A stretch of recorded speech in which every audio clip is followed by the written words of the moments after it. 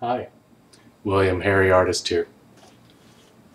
I'm working on a rendering of my buddy Harry Hunter in Australia.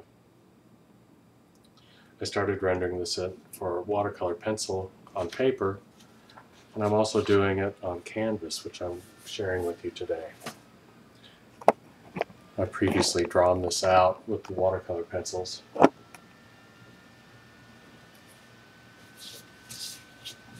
Which looks pretty flat on a canvas.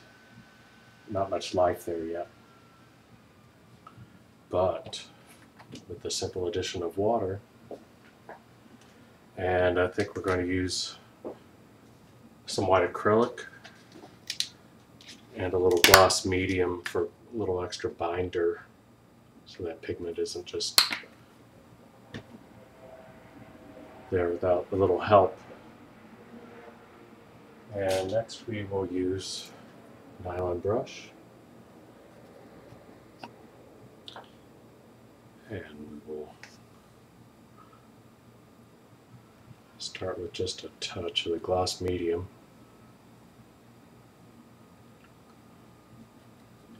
And I also want to have a little of the white acrylic handy there. And you also want to have a paper towel handy, because what happens is the pigments that I previously laid down with the pencils are just floating on the surface. So when you add water, they really come to life. So first we'll want to pick a subtle area that, if it doesn't turn out the way we want to, isn't going to be a huge part of the picture. But as you can see, it's coming out nice. This area got mostly gold, a little raw umber, and a little bit of dark purple. As you can see, the flesh tones really pick in when I touch that area. So basically, the first time you're going through and you're just getting it all wet, you're trying not to drag that pigment too far. There's pigment throughout it, so you don't have to worry about it. In this particular one, I don't know how I'll frame it, but I'm going to try to do the sides a little bit too while I'm at it. Yeah, not enough pigment really for that. Okay.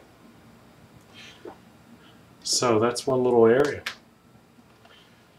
I can live with that. Well, it's wet. You want to pick it up a little and look at it, a couple different angles.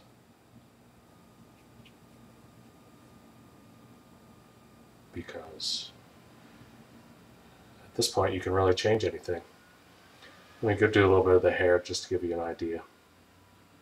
And of course you can always go back into this again too. This is hardly a final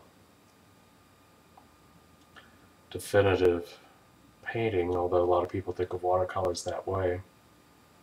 It's nice if everything comes out the first time, but this hair, for example, I will be adding some shadow, but this gives a nice color for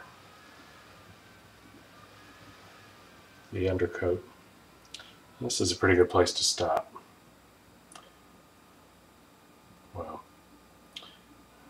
carry this over a little bit. Okay. Now another thing you can do while this is all wet is it's also in flux to add more color.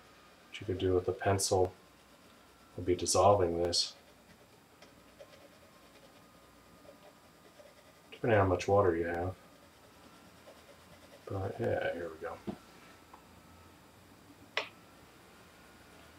Takes a minute.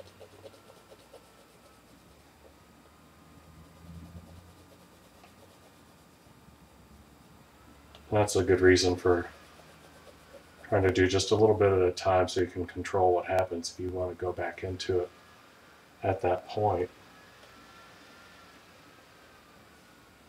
Yeah, okay. So, there we have it. I'll try to show you how it looks again a little further on into the process.